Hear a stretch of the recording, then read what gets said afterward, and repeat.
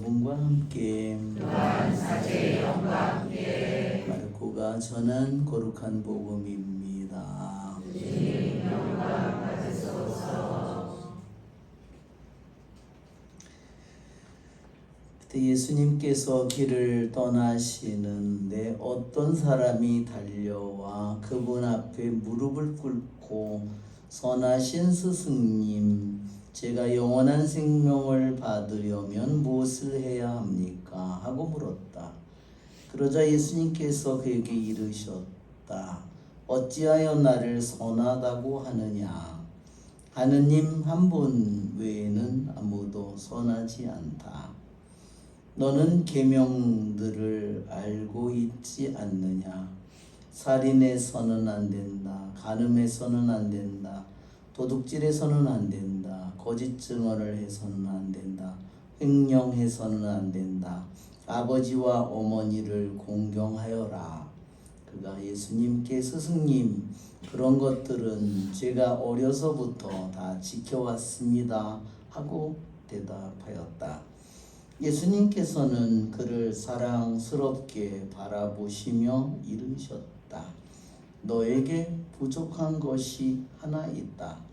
가서 가진 것을 팔아 가난한 이들에게 주어라. 그러면 내가 하늘에서 보물을 차지하게 될 것이다. 그리고 와서 나를 따라라. 그러나 그는 이 말씀 때문에 울상이 되어 슬퍼하며 떠나갔다. 그가 많은 재물을 가지고 있었기 때문이다. 예수님께서 주위를 둘러보시며 제자들에게 말씀하셨다. 재물을 많이 가진 자들이 하느님 나라에 들어가기는 참으로 어렵다. 제자들은 그분의 말씀에 놀랐다. 그러나 예수님께서는 그들에게 거듭 말씀하셨다. 얘들아, 하느님 나라에 들어가기는 참으로 어렵다.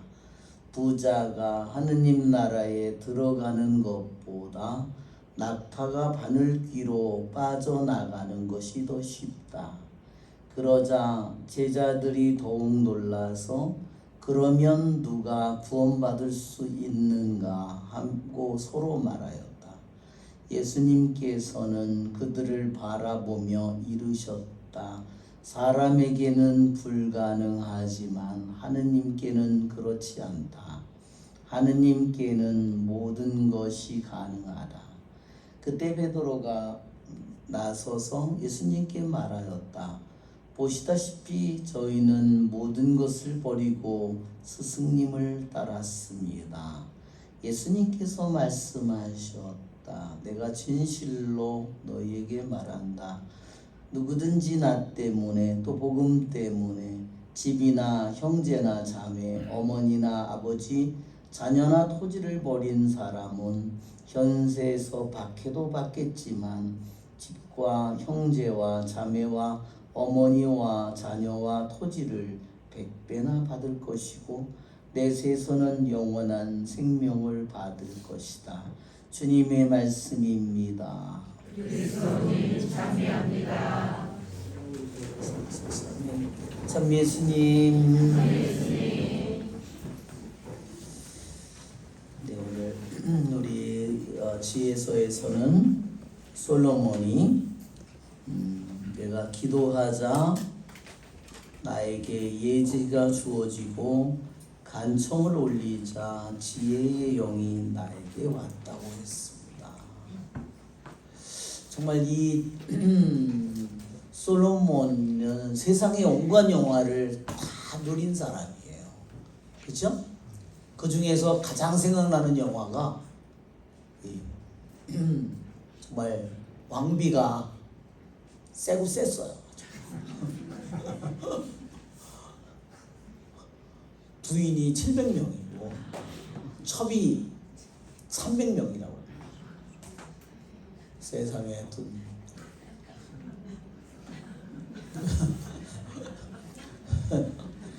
정말 기가 막히죠.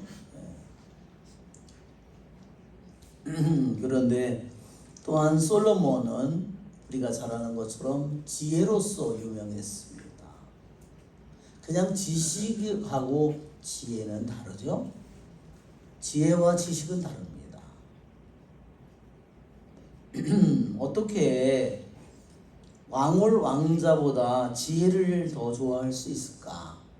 금은 보석보다 금도 한 줌의 모래 같고 온 세상의 금도 온 세상의 은도 진흙과 같다고 했습니다. 이것은 분명히 다른 지혜입니다. 이 지혜는 하느님께로부터 온 지혜입니다. 세상의 지혜와 지식이 아니라 세상의 지식이 아니라 이것은 하느님께서 주신 다른 하느님의 영이요 하느님께서 주신 새로운 시각이에요. 여러분, 우리들이 죽으면 이 세상이 대단해 보일까요? 그렇죠? 그때는 우리의 육신이 없어진다면 이 세상의 모든 것들이 한날의 물방울처럼 우리들에게서 사라져 가겠죠. 이 우주가 점점 나중에 우리가 죽는 순간에 이 지구가 정말로 아무것도 아닌 것처럼 우리에게 보이겠죠? 여기에 온 세상의 금도 지혜와 마주하면 이랬어요. 그러니까 지혜의 시각으로 볼 때는 그렇게 되어 있습니다. 지혜의 눈으로 볼 때 하느님께서 주신 지혜의 눈으로 보니까 보통 우리는 인간의 육신의 눈으로 보잖아요. 그렇죠? 또는 세상의 지식의 눈으로 보잖아요. 야, 인류대학이 최고다. 공부가 최고다. 성공이 최고다. 뭐 건강이 최고다. 어떤 음식이 최고다. 어떤 약이 최고다. 뭐 다 그것을 우리들이 받아들이고 그것을 믿을 때 우리는 지식의 눈을 갖게 되잖아요. 그렇죠? 그런데 하느님께로부터 온 그 지혜의 눈은 모든 것 위에 있는 눈이죠. 그렇죠, 여러분? 세상에 종속된 눈이 아니라 세상의 돈이나 세상의 미모나 뭐 건강이나 그런 것에 의해서 흔들리는 그런 눈이 아니라 이 세상에 좋은 것들 모든 것 위에 있는 하느님의 눈. 한번 여러분 그 지혜를 우리들 모두 우리 신앙인들이 지금 그것을 찾아가고 있는 중입니다. 맞죠, 여러분? 우리들 모두가 이 세상의 좋은 것들을 누리고 있지만 그러나 그것은 영원한 것이 아니라 우리들이 세상의 좋은 것들을 가지고 있는데 한편으로 그 모든 것들은 우리에게 진짜 나에게 행복을 주는지 불행을 주는지 알지 못합니다. 제가 지난번에도 어떤 분을 만났는데 가면서 그분하고 얘기를 나누면서 이분이 일생 동안 평생 동안 재산을 많이 가지고 있었구나.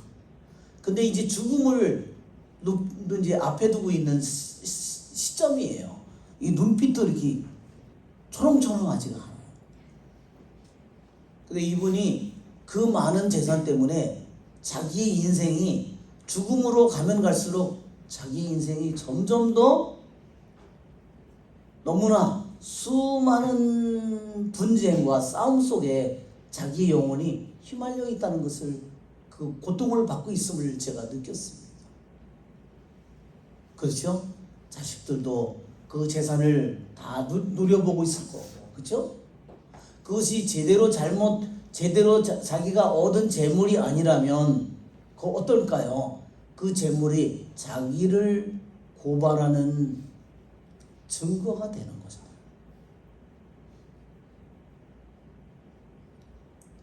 정말 그 사람의 영혼 속에 자기가 누려왔던 자기가 가지고 있다는 그 많은 재물이 그에게 오히려 그의 마음과 영혼을 묶는 역할을 죽음이 가까이 오면 올수록 더 그것을 깊이 느끼게 되는 그런 모습을 제가 봤습니다.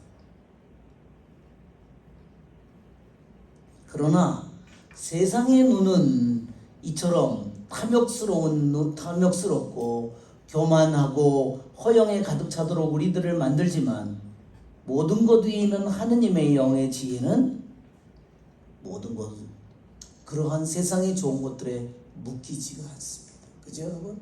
그 모든 것으로부터 그는 묶이지가 않고 그의 영혼은 그 모든 것의 정체를 뚫어보고 그래서 그의 영혼은 그런 것에 사로잡히기를 원하지 않습니다.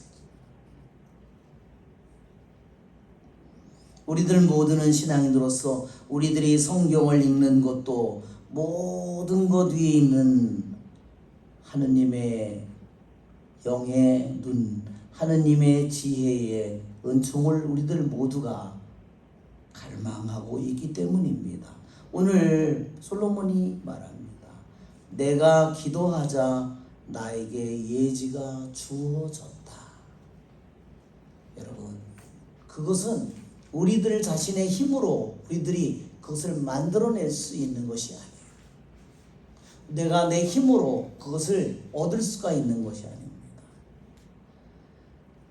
임금도 간절하게 거지처럼 하느님께 기도하고 간청을 해서 그에게 선물로 주어진 것입니다.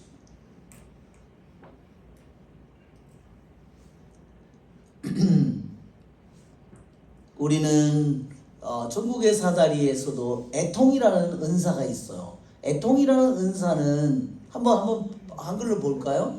애통이라는 은사는 뭐냐면 슬퍼하는, 행복하여라 슬퍼하는 사람들입니다. 그 슬퍼하는 사람을 어려운 해석으로 애통이라고 표현한 겁니다. 자, 하느님에 따른 슬픔.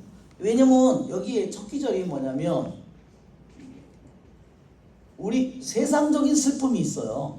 하느님의 뜻에 따른 슬픔이 아니라 세상적인 슬픔이에요. 내가 남들보다 비교하니까 돈이 없어. 우리 자식이 남들보다 잘 못생긴 것 같아. 우리 애들이 더 공부를 못해. 머리가 나빠. 좋은 대학을 못 갔어. 여러 가지 이런 것은 슬픔이 무슨 슬픔이냐면 세상적인 슬픔이에요. 하느님에게서 오는 슬픔이 아니에요. 하느님이 나에게 자녀를 줬는데 남들보다 못생긴 자녀를 줬다면 하느님의 뜻은 뭘까? 하느님의 뜻은 더 심오한 계획이 있겠죠? 하느님은 그 가운데 더 잘 믿음으로 그것을 받아들이고 순종할 때 더 큰 은총을 받겠죠? 그렇습니다. 그러나 세상적으로만 우리들이 모든 것을 바라볼 때 우리는 어떨까요? 세상적인 모든 면으로만 우리가 바라볼 때 거기에서 오는 슬픔은 우리에게 뭘 가져올까요? 죽음을 가져옵니다. 세상적인 슬픔은 우리에게 뭘 가져올까? 우울함을 가져오고 우리에게 죽음을 가져옵니다. 그러나 하느님의 뜻에 따른 슬픔은 뭐예요? 우리를 회개로 구원으로 우리를 이끄십니다. 자, 하느님의 뜻에 따른 슬픔. 지금 슬퍼하는 사람은 행복하여라. 그 사람을 가리킨 겁니다. 하느님의 뜻에 따른 슬픔을 겪는 사람들.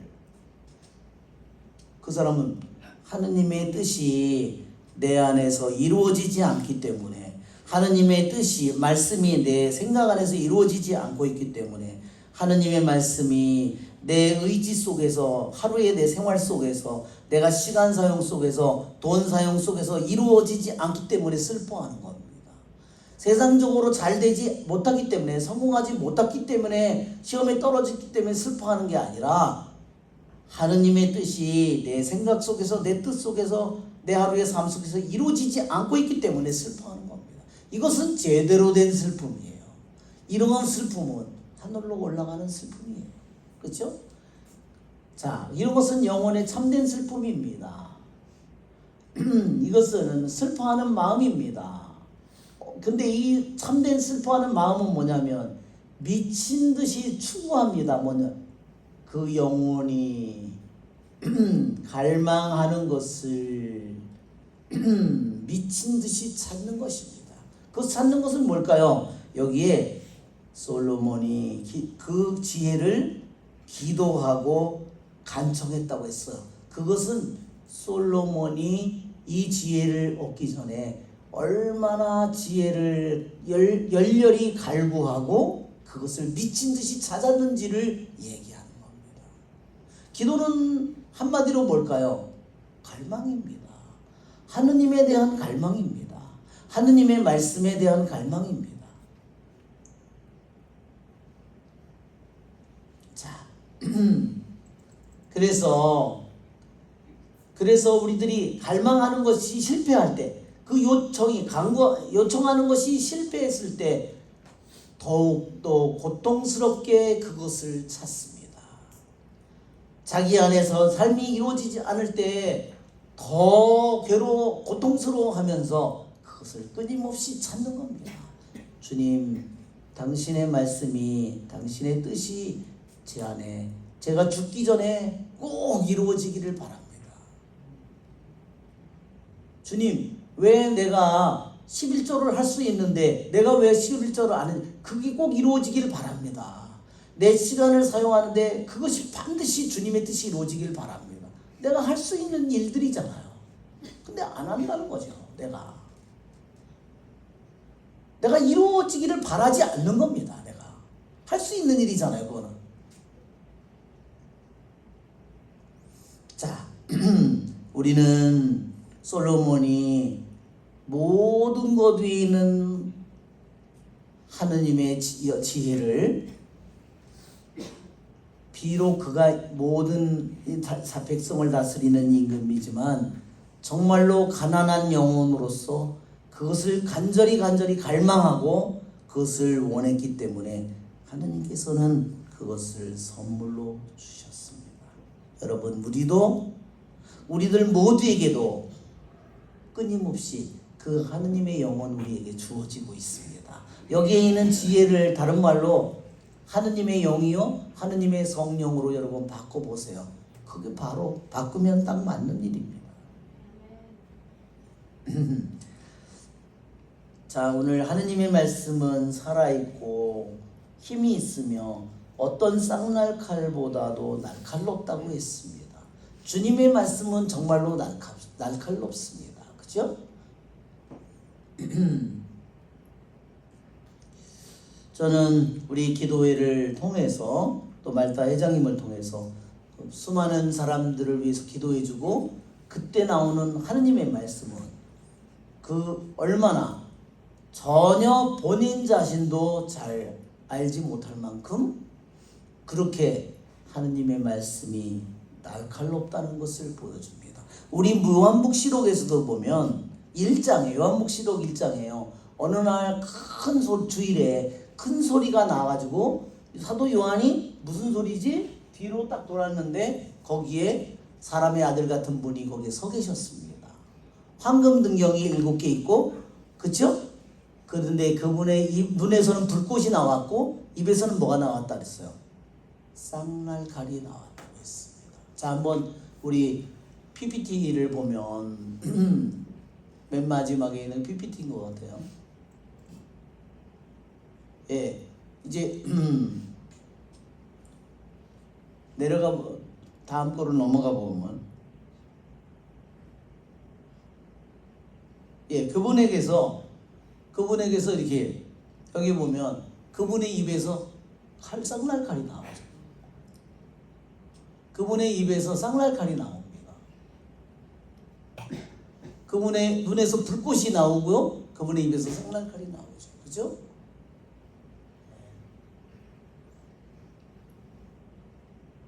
여러분, 우리들이 주님의 말씀은 우리들이 볼 때는 별거 아닌 것처럼 느껴집니다.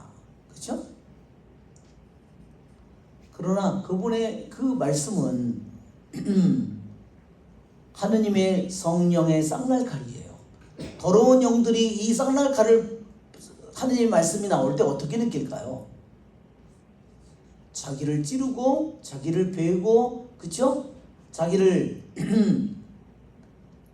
죽이는 그 칼날이잖아요. 어떻게 그것을 감당할 수 있겠습니까? 여러분, 우리들 안에 숨겨진, 내가 병원에 가서 촬영을 했는데, 건강검진을 했는데 내가 암이 발견되었다. 만약에 안 발견되고 놔두면 발견되면 어떻게 될까요? 점점 많은 부분을 차지해서 나는 죽음으로 가겠지요. 하느님의 쌍날 칼은 우리들 안에 있는 숨겨진 모든 것들을 드러내서 우리를 죽이기 위해서 드러내는 것이 아니라 뭐죠? 우리를 살리기 위해서 그분의 쌍날 칼은 우리들에게 다가옵니다. 여기 보면 사람의 속을 꿰찔러 혼과 영을 갈라놓고 관절과 골수를 갈라놓는다고 그랬어요. 뼈에도 보면 뼈의 속이 골수고, 골수는 뭐죠? 그 안에서 피를 만든답니다.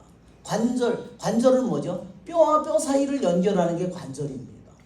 어떤 것이 하나가 병이 나도 우리의 몸은 고장이 나게 마련입니다. 관절이 고장이 나든 골수가 고장이 나든 우리들의 뼈 하나에 겉이든 속이든 그 모든 것에 병이 나도 우리는 아프게 됩니다. 자, 여기에서 혼과 영을 갈라놓는다는 것이 뭘까? 여러분, 혼과 영은 뭘까요? 우리들이 잘 알지 못하는 부분입니다. 한번 영과 혼을 한번 스피릿, 소울, 그 다음에 한글 파일이 있어요.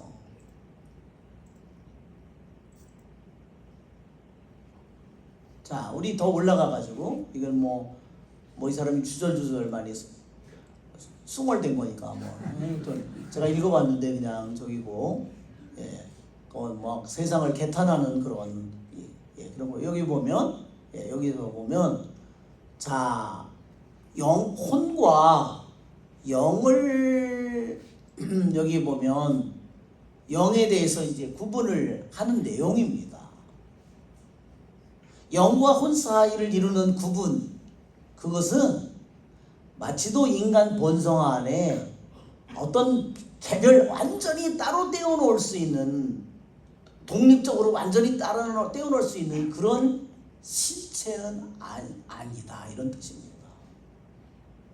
오히려 영은 어떤 부분이냐, 더 인간에 있어서 더 높은 상위 부분이다, 여기서 그랬어요. 그리고 그러면 영혼은 어떤 부분일까요? 더 우리 인간의 부분에서, 인간의 영혼 속에서 더 하위 부분에 속하는 겁니다.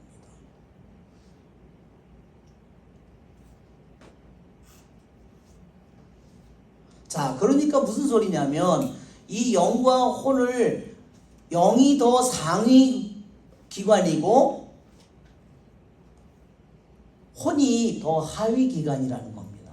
그러니까 혼은 누구의 지배를 받겠죠? 영의 지배를 받는 겁니다.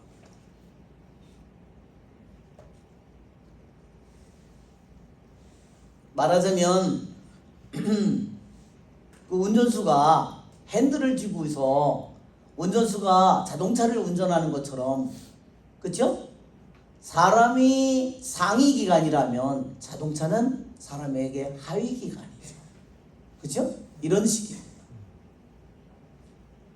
그러니까 여기에서 보면 영혼이라는 것은 의미상으로 어떤 것에 속하느냐, 영적인 생명과 직접적으로 관련되지 않는 그런 생각이든 느낌에 속한 부분을 가리킨다. 혼은 그러면, 영은 뭐냐면, 영은 특히 하느님에 대해서 인간이 막 하느님을 붙잡으려고 하는 그런 부분, 그 부분이 영이다는 겁니다. 즉 인간이 하느님과 접촉하는 부분이 주로 영이라는 겁니다. 만일 하느님과 인간의 접촉이 부분이 끊어지면 어떻게 될까요? 그건 죽음이에요. 그것은 이미 영적으로 죽는 겁니다. 그 다음에는 하는 일들이 다 뭘까요? 하느님으로부터 완전히 떨어져 나가면 그 영혼이 하는 생각은 다 뭘까요?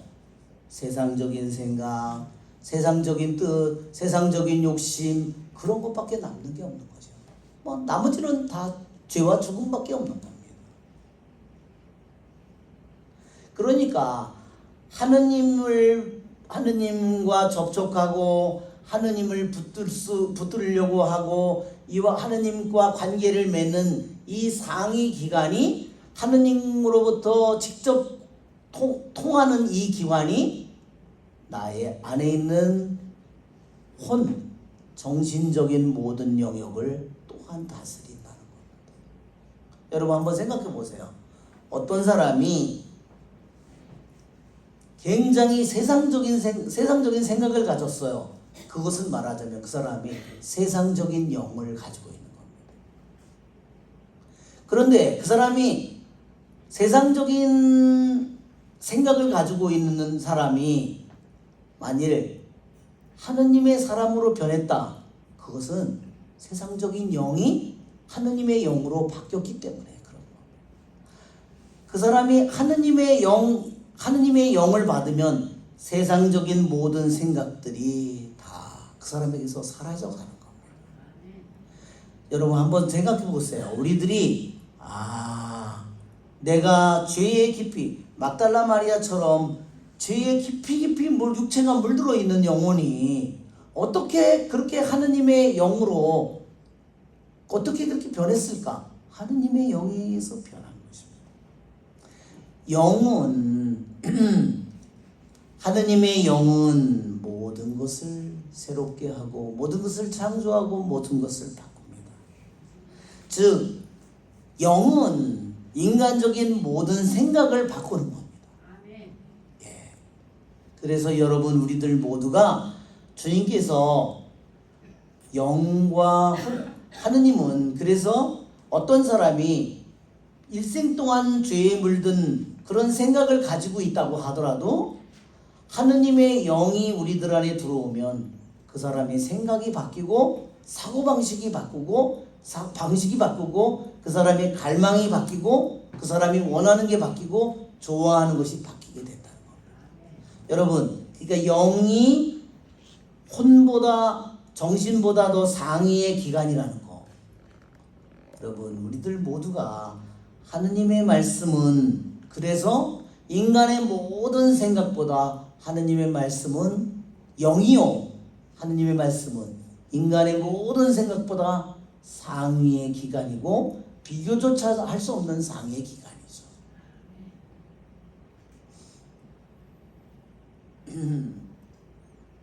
그래서 우리들의 안에 있는 모든 내가 세상적인 생각을 가지고 있는 사람은 다 세상적인 얘기만 할 거 아니에요. 그죠? 그러나 영이 바뀌어버리면 하느님이 그 사람 안에 세상적인 영이 아니라 하느님의 영을 집어넣으면 그 사람은 다른 생각을 갖게 되고 다른 갈망을 갖게 되고 다른 습관을 갖게 되고 다른 것 좋아하는 것이 바뀌게 되고 그의 모든 것이 바뀌게 됩니다. 우리는 오늘 하느님의 말씀의 쌍날칼이 우리들 안에 있는 모든 거짓과 위선과 허영과 교만과 탐욕과 이 수많은 것으로 뒤얽혀져 있는 우리들의 마음속을 속속들이 드러내고 갈라놓기를 바랍니다.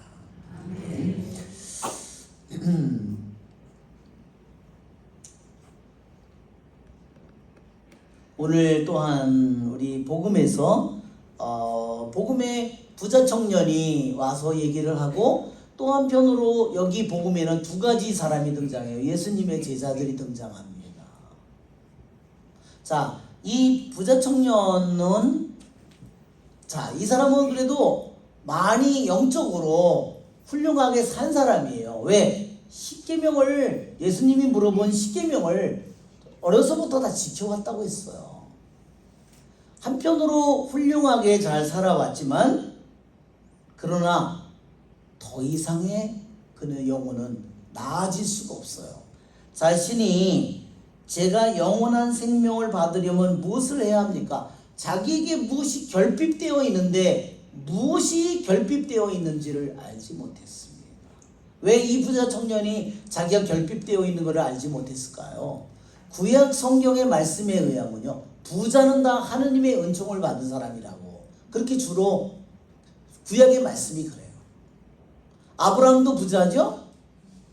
모세도 부자죠? 다 부자예요. 여호수아도 부자죠?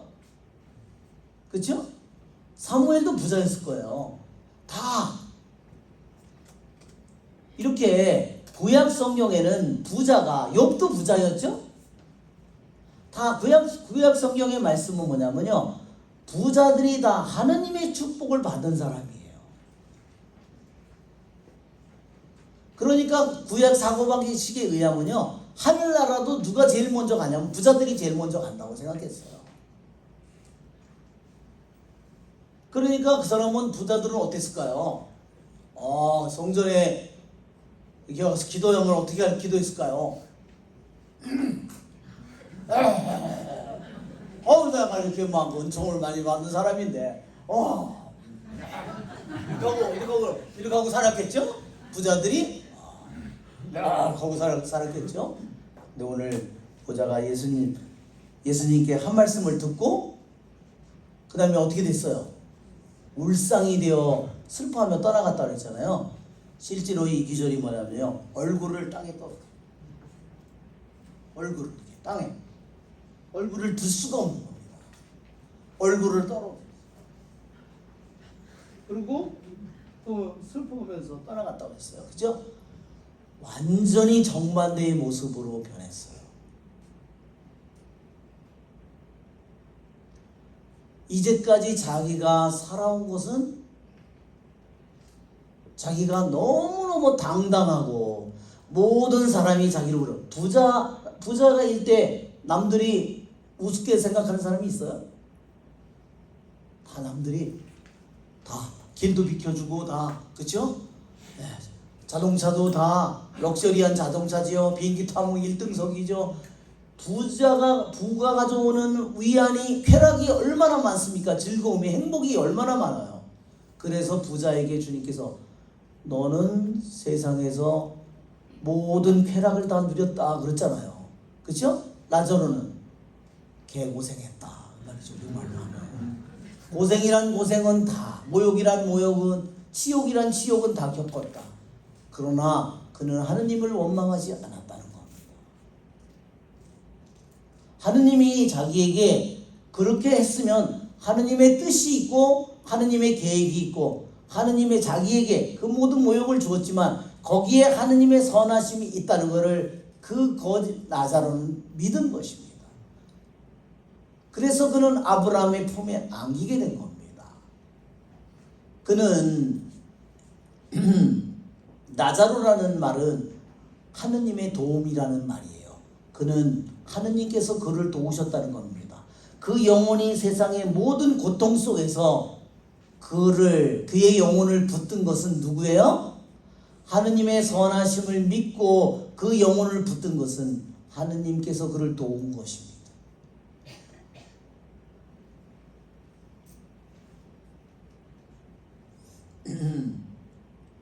여러분, 오늘날 우리 많은 사람들이 얼마나 돈을 대단하게 생각합니까?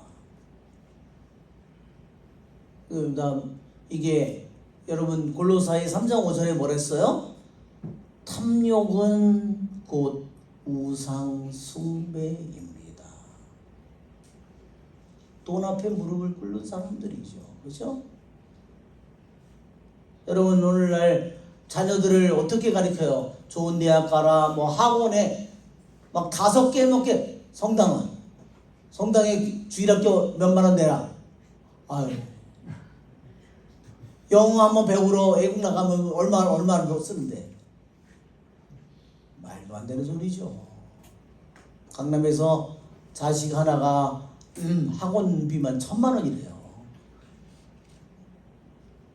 말도 안 되는 소리잖아요. 이게 우상숭배죠, 여러분. 그렇죠? 우상숭배입니다. 우상숭배하는 자는 갈 길이 없습니다. 그렇죠? 우상숭배는 이미 세상에서 우상을 숭배하고 있는데, 하느님의 얼굴을 짓밟고 있는데 무슨 축복이 있겠습니까? 왜 그렇게 자녀를 그렇게 가르칠까요? 부모가 제대로 된 신앙을 갖고 있지 못하기 때문에.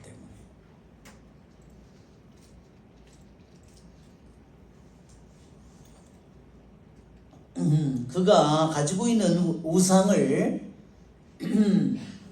버리라고 했을 때 자기의 문제를 그때서야 깨달았는데, 이때까지는 자기가 가지고 있는 게 세상의 축복이라고 생각했지만 그의 영혼을 완전히 묶고 있었던 것입니다.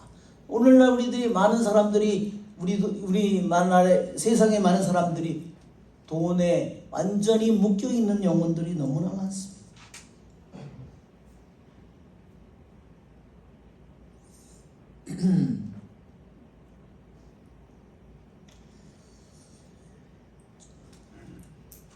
주님께서는 그러나 여기 보면 어려서부터 다 지켜왔습니다. 그렇게 대답했을 때 예수님께서는 그를 사랑스럽게 바라보셨다고 했어요.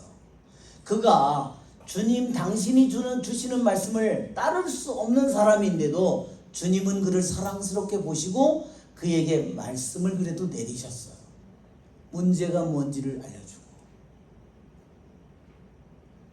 그러니까 주님은 그의 영혼을 완전히 버린 것이 아닙니다. 주님께서는 그의 문제가 무엇인지를 사랑으로 그에게 가르쳐 주셨고, 가야 될 길을 가르쳐 줬고, 버려야 될 것이 무엇인지, 잡아야 될 게 무엇인지, 자기가 가지고 있는 문제가 무엇인지를 주님은 사랑으로 그에게 알려주신 겁니다.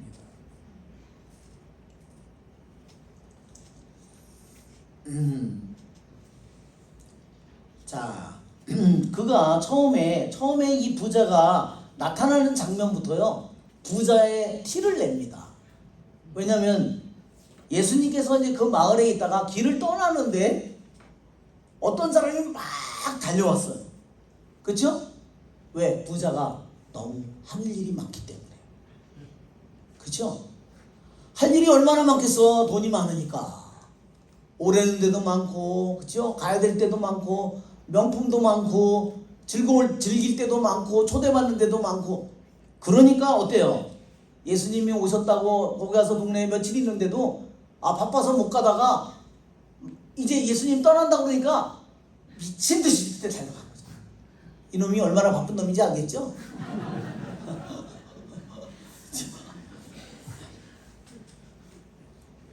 네, 부에 미친 놈입니다.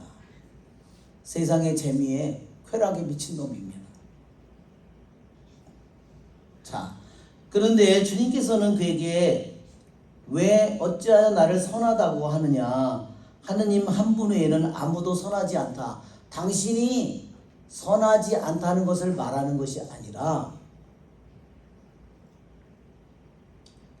인간의 선함과 하느님의 선함이 다르다는 겁니다.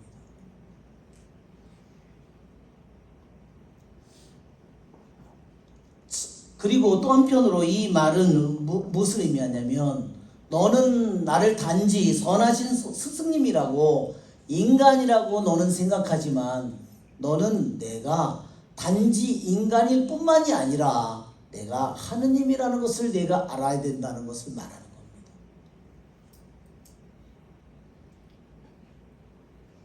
그의 영혼을, 그래서 주님께서 이 젊은이의, 이 세상에 미친, 이 세상밖에 모르는 이 영혼에게 그의 영혼을, 정신을 드러눕혀서 하느님의 얼굴을, 당신 안에 있는 하느님의 얼굴을 바라보도록 하느님께서 인도하신 말씀이라는 거죠. 주님께서는 부자가 하늘나라에 들어가기가 참으로 어렵다고 그렇게 말씀하셨습니다. 우리가 너무나 잘 알죠?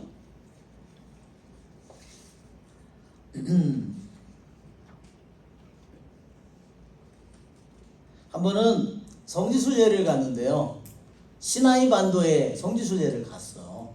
시나이 산을 밤중에 올라가는 겁니다. 이집트에서 밤중에 떠나요. 밤중에, 한밤중에. 왜냐면 낮에는요 시나이 산을 못 올라가요. 너무 뜨거워가지고. 올라가면 그냥 쓰러지, 물이 좀 정말 40도 50도 막 올라가는데 낮에 갔다가는 사망하는 거죠.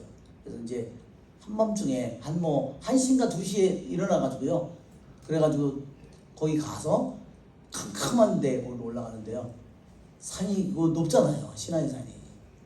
걸어 올라가는데 거기서 그 길에서요 낙타 싸요, 낙타 싸. 막 그러는 거예요.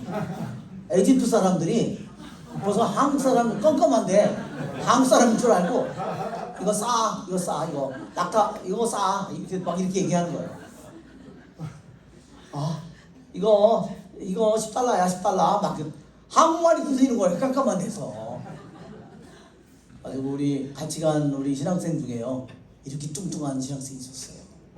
자기는 이걸 몇 걸음을 올라가도 뭐 그래서 이제 그걸 타려고 그래서 이제 가격을 이제 흥정을 해가지고 이제 타기로 했어요. 근데 탔다. 낙타가 못 일어나요.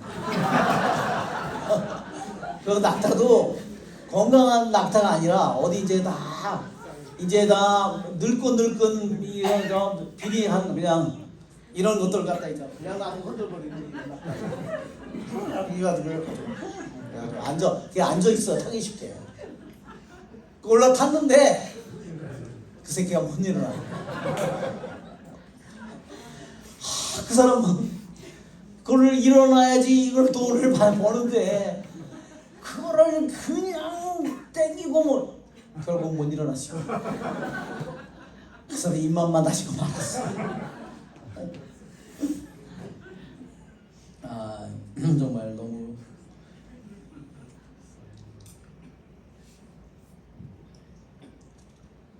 그래도 우리 한번 낙타 그 PPT 한번 그림을 볼까요?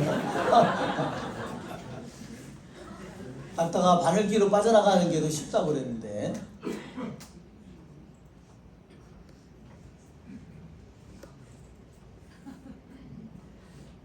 맨 아래 그림이에요. 응? 맨 아래 PPT 지혜.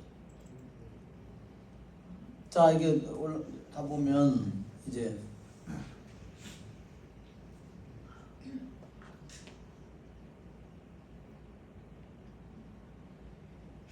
어메 없어 이게 어메 여기 안 들어있네.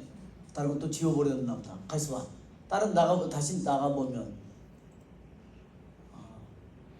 또 하나는 뭐예요? 어메 없애버렸어. 하여튼 아예 그래요. 그 낙타가 바늘기로 어떻게 빠져나가겠어요, 그렇죠?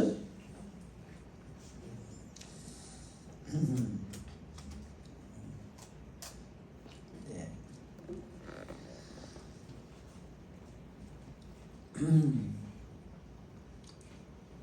우리는 주님께서 이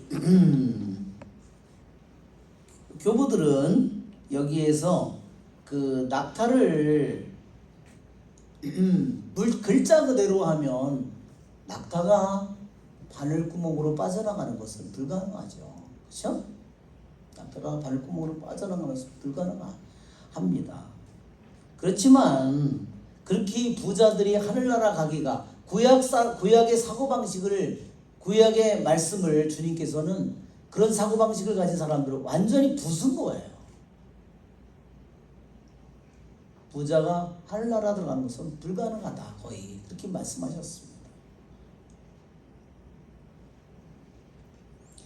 그러나 거의 불가능하지만 사람은 할 수 없지만 하느님은 할 수 있다는 것을 우리는 여러분 세관장 자케오를 보세요. 얼마나 재산이 많았을까요? 자케오가. 그죠? 세금을 더 많이 걷어들여서 로마에다가 내는 거 빼고 나머지는 다 자기가 먹는 거니까 어마어마한 1년에도 어마어마한 돈을 벌어들였겠죠. 그죠? 그런데 교부들에 의하면요 예수님을 만나고 난 다음에 자케오는 어떻게 됐냐면요 거지가 됐답니다. 자기의 모든 재산을 속여 먹은 것이 있다면 4배로 갖겠다고 했잖아요. 다 나눠준 겁니다. 그래서 자케오는 완전히 거지가 됐답니다. 그리고 교부들의 그 선승에 의하면 그가 어느 지역의 주교가 되었답니다. 그러니까 낙타가 바늘기로 빠져나가는 모습을 자케오를 통해서도 주님은 보여주시고 막달라 마리아를 통해서도 보여주시고 또한 십자가에 있는 오른쪽 강도를 통해서도 우리에게 보여주십니다. 그런데 이 기절을 신비적으로 해석하면 어떤 의미를 가지고 있냐면 이 낙타가요 예수님이에요. 낙타가 예수님. 그럼 왜 예수님을 왜 낙타라고 표현하냐면 그분은 우리 인간의 모든 약함, 우리 죄의 모든 무거운 짐을 다 지고 가기를 원하시는 낙타라는 거. 이해가 되시죠? 그러면 여기에 바늘은 그러면 뭐냐? 바늘은 그분이 우리의 모든 죄와 우리의 인간의 나약함을 지고 가는 낙타가 되시는데 바늘은 뭐냐면 우리 인간이 지은 죄로 인해서 그분이 겪어야 될 순환의 고통을 의미합니다. 바늘처럼 그 우리 죄의 바늘이 그분을 찌르는 겁니다. 그러면 바늘의 그 구멍은 뭐냐? 바늘의 구멍은 그것은 바로 그분의 순환의 좁은 문을 가리킨다는 겁니다. 그분은 다 매맞고 찢기고 그쵸? 다 부서지고 이렇게 그것을 그 순환의 좁은 문을 그분이 통과했을 때 그분은 우리들 모두에게 죄의 용서를 가져다 줍니다. 그래서 왜 하필이면 바늘과 바늘구멍을 했냐면 교부들이 설명하기를 인간이 죄를 지어서 인간의 본성이 망가졌는데 인간의 본성의 옷이 찢어졌는데 주님께서는 이 바늘구멍을 통과해서 그 바늘로 당신이 겪은 그 바늘로 우리의 찢어진 인간의 본성의 옷을 꿰매신다. 우리 주님께 박수 한번 쳐야 되겠죠?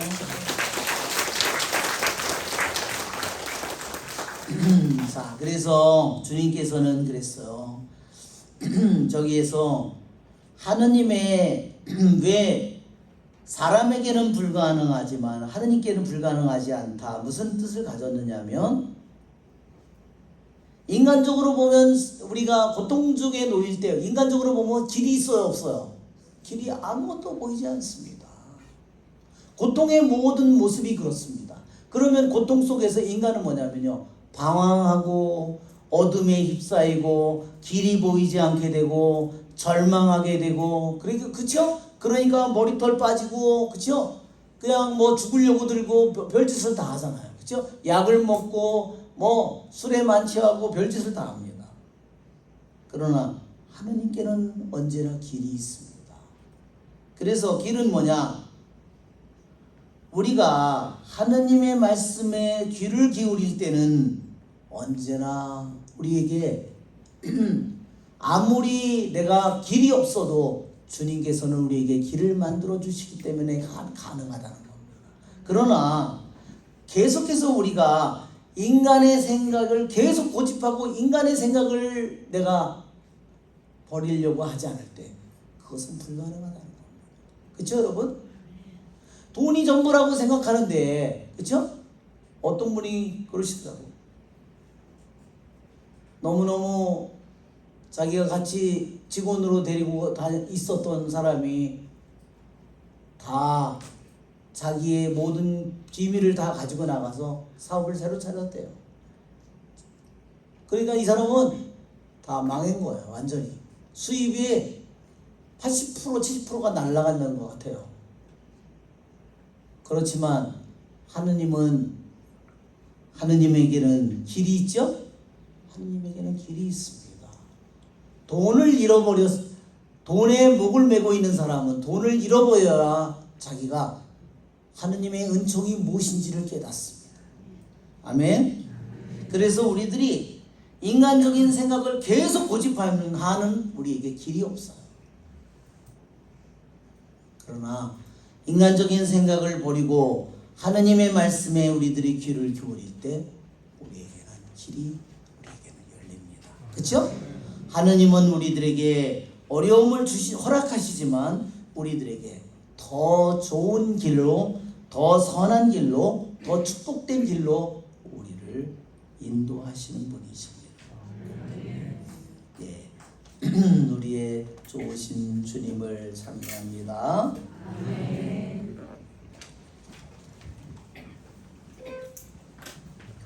494번입니다. 494번입니다.